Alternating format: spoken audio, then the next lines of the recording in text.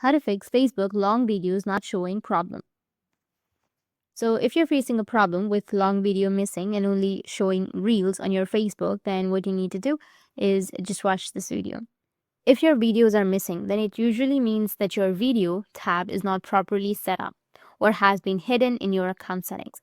This can happen after an app update, a change in your navigation preferences, or a temporary glitch in the platform. To bring back long videos, you will need to check your video settings and make sure that the video tab is visible and correctly configured.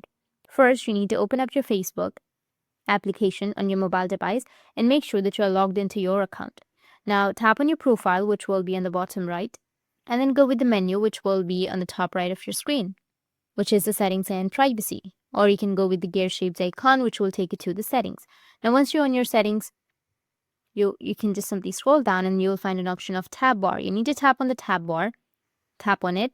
Next, you need to tap on customize the bar. In this section, you will see a list of features, including the video option. Once you find the video option, you just need simply go with the right side, which has that drop down, and then go and select pin if you want to pin that section. And once you pin it, you will have your videos.